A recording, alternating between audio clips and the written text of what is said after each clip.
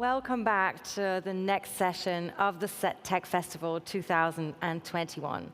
This session now is going to focus on the intersection of entrepreneurship, climate change, and education.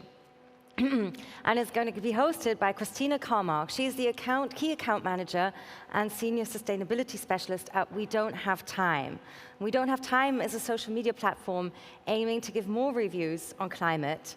And she's going to guide us through this discussion and dig deep on the topic of what kind of education we need for future generations and their leaders to be able to address the change that we need to meet our modern day challenges. Very much looking forward to this next conversation. Over to you, Christina. Thank you very much. Yes, Christina Carlmark is my name. I'm from Stockholm, Sweden. We Don't Have Time, the largest platform for climate reviews in the world, actually, with 45,000 members giving, it's like a TripAdvisor, giving thumbs up to good things in good companies and thumbs down to things that have to change. And we're here to talk about entrepreneurship, education, and climate change. I'm also, you can see the small ring I'm wearing, I'm also a climate reality leader. That is, I'm trained by Al Gore to give his climate presentation. And that's another way of spreading climate awareness. 45,000 people in the world have taken this training. And then you give it away pro bono. So I've done that in a number of companies. So that's a way of education and training. With me, I have two participants that will also introduce themselves before we start our panel. So Shweta, why don't you start? Brilliant. Thanks so much, Christina. My name is Shweta, and I am the co-founder of Earth Warriors. Earth Warriors is an organization that teaches young children between the ages of 3 and 7 about climate change and sustainability. And we are the first in the world to actually create age-appropriate materials for this particular age group. And in the course of our discussion today, I'm very excited to talk about why this age group is so important and why climate education is so important. But just to say for now, I'm really excited to be here.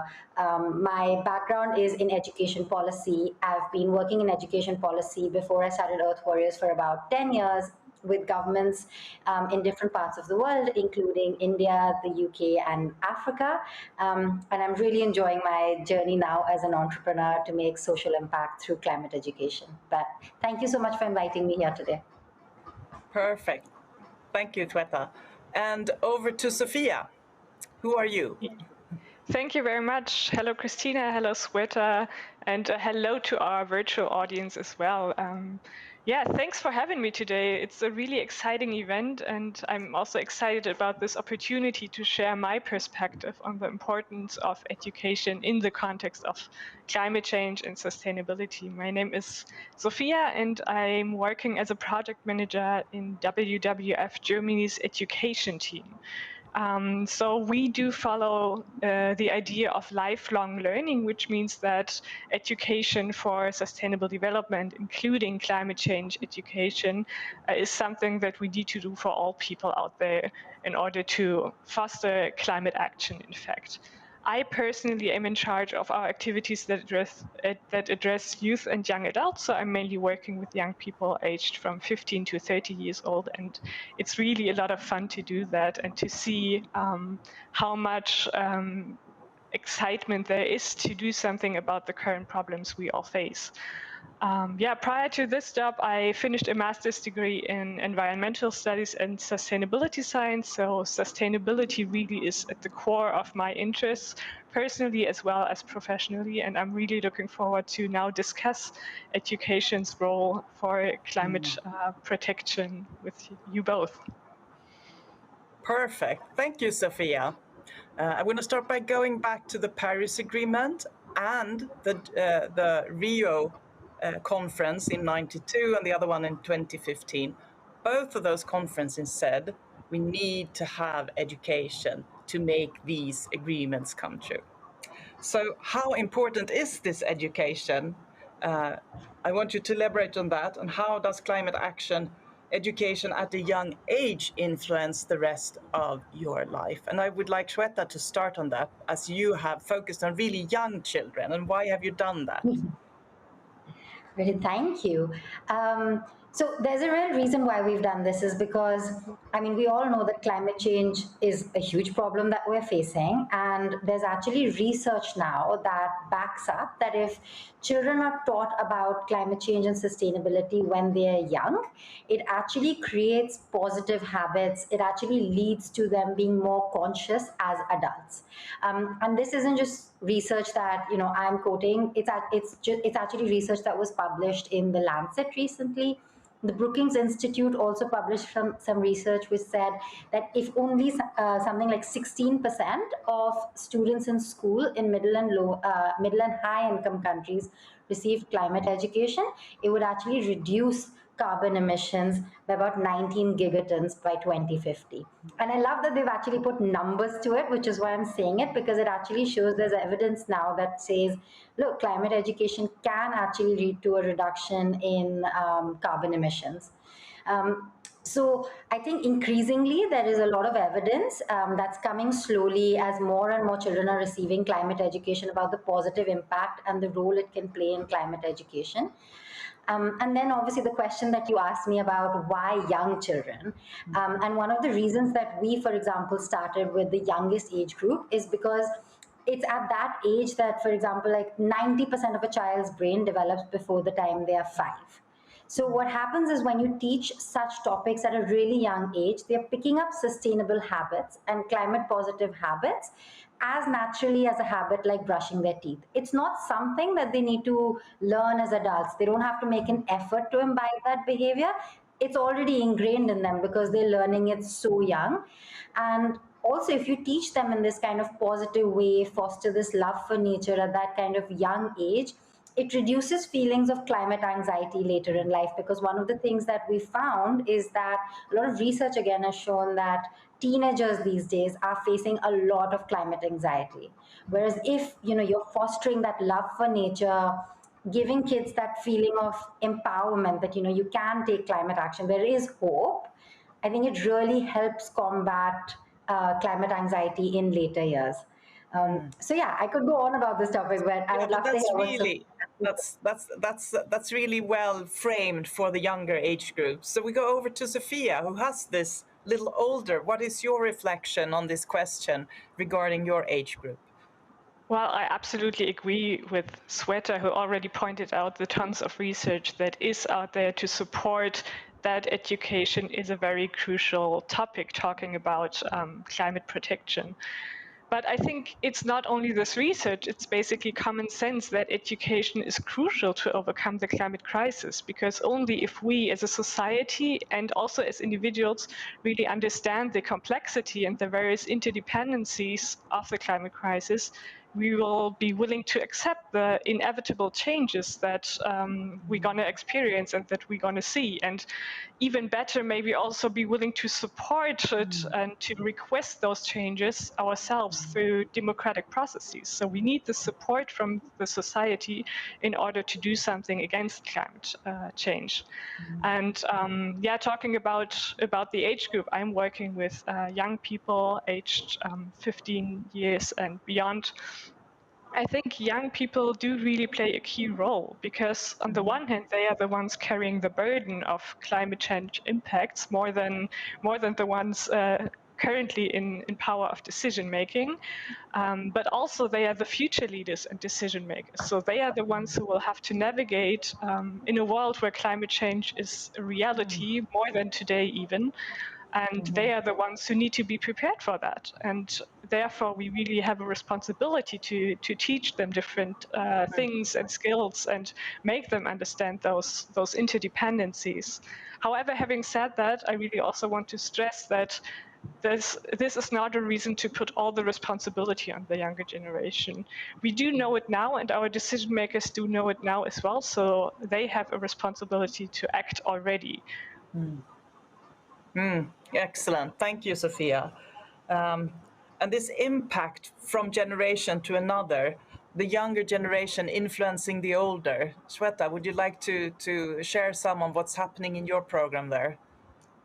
Yeah, absolutely. Actually, this was one of the most exciting things for us to see that children seem to have the power to actually nudge their parents and other adults around them into more sustainable, more climate positive behavior and decision making. So, we heard from some parents directly who said, since our child has been part of the Earth Warriors program, actually, I'm not allowed to use plastic at home anymore, or my child is asking me why I'm using so much water. So you can see, and they've also reflected on the need for them to, as parents, to live a more sustainable, climate positive life, as they started teaching children about these things, which is something they hadn't even thought about earlier if those climate education materials hadn't come in front of them. So I think there's a lot of power in the younger generation nudging adults around them, just because of their view of the world, what they're teaching, and nudging their parents into. But I also think, for example, even the slightly older age group that moves into the teens, for example, it's already been demonstrated the huge amount of impact that they have. For example, with the school strike for climate, just it's such a huge mobilization of youth all over the world, and it's definitely nudged adults to acknowledge the issue, which is something they weren't even doing earlier. Excellent. Yes, over to Sophia and the school strikes, and actually where did these teenagers that have actually been driving that, where do we think they've got that the knowledge from? Well, I What think do you this is a success story in a way of climate change education in the past, right? Fridays for Future, this movement is the perfect proof that climate change education does have an impact, because they really have created a global movement which is based on knowledge about the severeness of the climate crisis, and they really back their arguments up with scientific reasoning. So that's a success story in itself. And I've also experienced what Shweta told, that we hear back from families of the participants how the participation of certain family members, their children, have changed the whole family dynamics and the way of living for them. So there is an impact way beyond the participants themselves.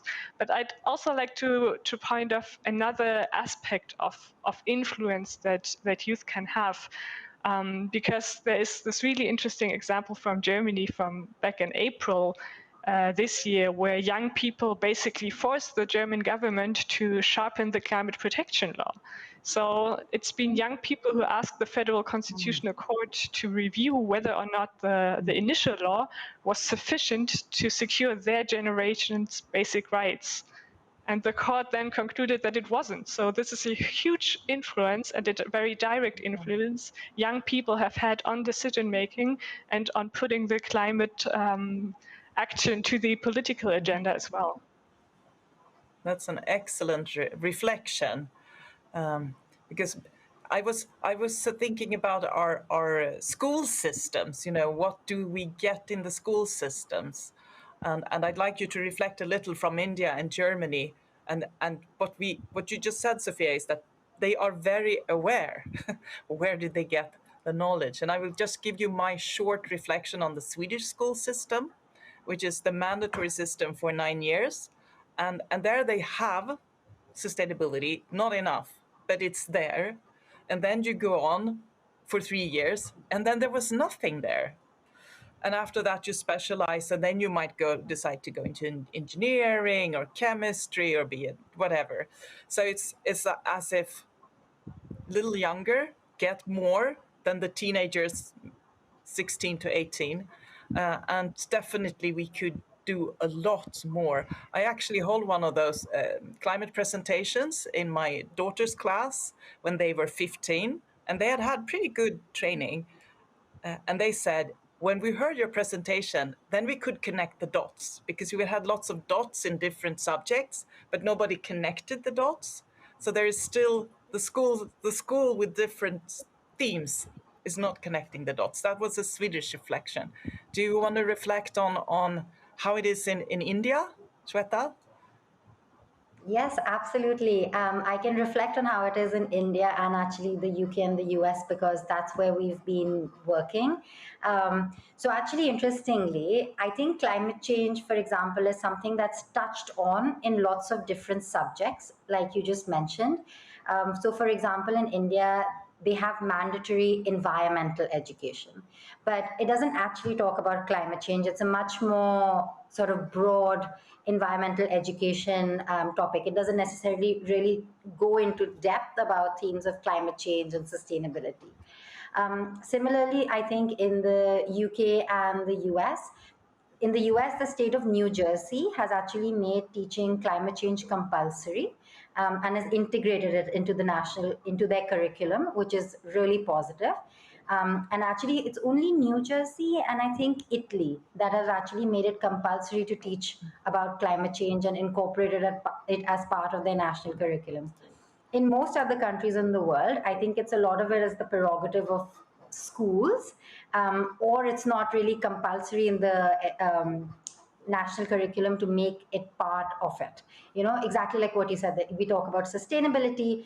There's lots of different pieces that are taught in lots of different subjects. You're taught in science, you might be taught a little bit in geography, but it's not all connected together. And I think I would say that's the case in the India, the UK, and the US, other than the state of New Jersey so far. So I think there's a huge gap that actually exists, and I definitely think there's a need for comprehensive climate education so that it's actually built on as a subject year after year, from the most basic to more complex technical topics, so that kids that are leaving school can actually move into greener jobs. There's like a whole new set of careers that are coming up around this industry as well, which is amazing. But I do think the education system needs to reflect that change and give children the education that they need and the foundations that they need to move into those kind of careers. Excellent. Sophia, what is your German take on this?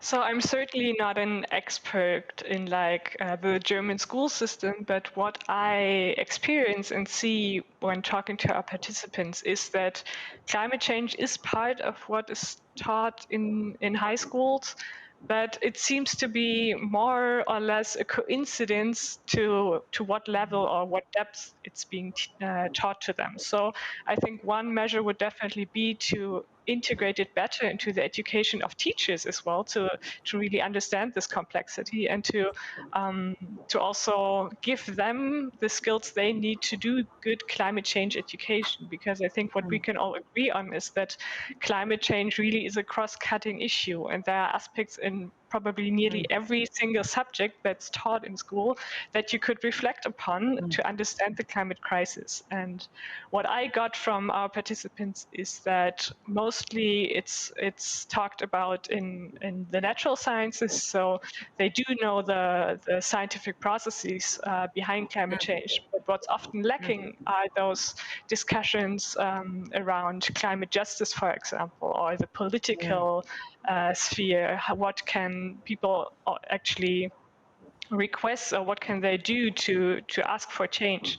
And I think those are really important skills to provide as well, because that's something that is tangible for the youth, and maybe also something, as Shweta mentioned before, that can also help to reduce climate anxiety, which is really a growing problem among young people. Good reflections. Really excellent. I was listening into this conference earlier today, and they were talking about that we have the technology and the innovations to take down CO2 until 2030. That's what we're working with. But after 2030, we need new innovations. We don't even know what's going to take us from halving the CO2 level to getting to net zero. And that means that those eco warriors today and the young people in the WWF today need to be part of innovation and entrepreneurship in something completely new. How do we, what can we do to promote this, do you think? Does Sophia want to start this time? So that we Sure, actually send them I in the can give right it a try. direction.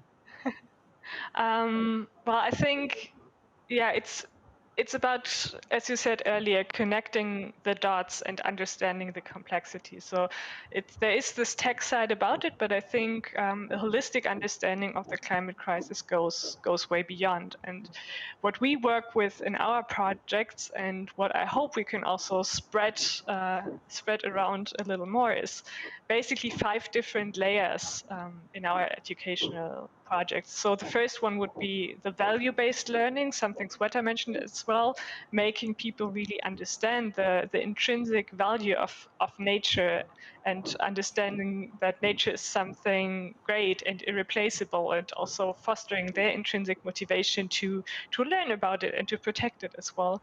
The second layer would be the knowledge, so really understanding what's happening, and also going, not only talking about facts, but about the connections, and going into depth and understanding the complexity, which obviously is something you need to adjust to the age group you're working with. But knowledge is a crucial thing to be able to change something. The third layer would be self-efficacy, so providing a safe space for people to learn, to test, maybe also to fail, but make them do something and experience that they are able and capable to do something. Our fourth layer would be multipliers, so you need to add communicative skills and increase their self-confidence, offer exchange with like-minded peers to also bring them in those reflection processes. And then at the end, what we see are the transformation processes, our fifth layer, where you really can initiate real change and real innovation. That's what we're going to need beyond 2030. That's a very, very good process there, Sophia. And it's also, many steps that need to follow one after the other, and a safe space to do it in. Excellent. Does Shweta want to reflect on that? When you do the Eco Warrior, are you thinking in the same terms as Sophia? Yes, absolutely. I was just, as Sophia was speaking, I was just thinking about the similarities in your approach and the Earth Warrior approach, actually, because one of our big focuses is that we want our curriculum and our approach to be very positive and solutions oriented. And I think that is really quite key for the next generation to feel motivated that they can actually help be part of the solution and help actually provide some of these solutions, whether it's through tech or entrepreneurship, that they should have that confidence, knowledge, and that feeling of feeling like empowered that I can take action. So one of the things that we're really stressing on is that it's not all gloom and doom. I think a lot of the news is very depressing. It's very stressful. And I think it's really important, and this is something we try and do a lot through our curriculum, is to make sure that we constantly have a positive approach to how we teach topics. So you do teach the facts, but you also follow all of them up with solutions. Hope that if by changing behavior and learning new things, things can actually change.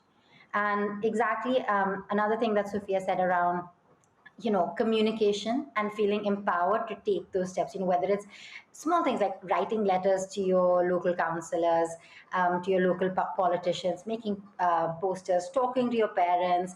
Young people have huge ability to influence change, like we're already seeing. And I think giving them solutions, giving them the right knowledge, and then giving them the confidence to follow up on that in a positive way, I think is key to have this next generation of leaders and change makers. But I would also say, I think what would be really good, I think, and motivating for children of this particular generation is to see adults now taking action as well. I think this was something Sophia mentioned earlier. All of the burden can't be on the next generation. I think they need to see that the current, the adults at the moment, politicians, decision makers, are taking climate change into account and are making policy decisions and business decisions that are going to help. I think that would also be a huge motivating factor for them, because otherwise it really does feel quite scary and depressing. So thank you, Shweta. So to reach the COP26 goals and all the things you're telling us are really good. How do we increase the speed. What are the keys to moving this so that we back the COP26 goals with education around the right things? Is it more like Shweta say, also the adults that need to know more, or is it how do we make it faster? Do you have any suggestions on that? Does Sophia want to go first? Sure, even though I think it's a tough one, because that's probably something we are all wondering about, and I'm a little clueless myself of how to accelerate the whole process, because we do see that we are running out of time and there's a high urgency on resolving it. So I do think education is an important part, but as I've said earlier, it's not just educating young people, but understanding that we as a whole society need to do these changes, and therefore we also need to educate the whole society. And then I think it is a lot about educated people as citizens who request political action. Ah, very good, thank you. And a short answer from Shweta as well. Yeah, absolutely. I mean, I echo everything Sophia said, and I think it's a really tough question to answer. But at least on the education front, I think a really quick move could be that all countries need to make climate change a compulsory part of their national curriculums. I think there's a UNFCCC framework that's been going around. This has been something that's been talked about for a long time now. I think if countries did that, I think it would be much easier for many, many more children to access climate education. Excellent. Thank you, Shweta. So it's been a pleasure talking to both of you and reflecting on this very important age group, the young ones, the ones that will take over, the entrepreneurs of the future, and to give them the right knowledge and the positive, like you say, Shweta. We start with positive, we start with loving this earth and understanding it and bringing it forward. And then when you're a teenager, you get more knowledge, you connect the dots. We need to get it even better into the compulsory system. And like Sophia said, probably the teachers need this connecting the dots, because they are the ones every day meeting our young people out there. And going through the whole educational system. I've been to business school, and it needs to be in the business school, because that's where you get the entrepreneurs, the ones that are going to be on this stage a few years from now, and showing what, because these are huge business opportunities, like we just seen this morning on energy and batteries, etc. So it's an area of growth, I would say, sustainable business, and we want to give those young people hope and energy to do this into the future. And Sophia also said, you also mentioned the politicians. They are also very important, just like the teachers. We need the politicians to connect the dots. And I was actually facilitating a training with Swedish politicians last week, members of parliament from all the different parties. And they also said, aha, now I can connect the dots. So maybe it's in the connecting of the dots, making it positive, where we can find the knowledge to take us into the future. So with that, I want to thank you very much for sharing your knowledge and awareness, and thanks. Yes, thank you Thanks, for this Christina. fruitful discussion. And a big thank you Thank also you. from me to you, Christina, Sophia, and Shweta. I hope everybody else was, like listening to your panel as much as I did. I thought it was so interesting to learn about the really important work you do, about the fact that this is really a lifelong learning exercise, but how important it also is to leave the way for young people to sort of engage in this intergenerational pact and lead the way. So thank you very much for that super interesting fireside chat. We're now going to have another short break, just a few minutes, until we're set up for our next session. And that's a session I'm personally very much looking forward to, as we're going to space. So hang out with us, stay tuned. We'll be right back with you at 2 p.m. CEST for Space and Sustainability.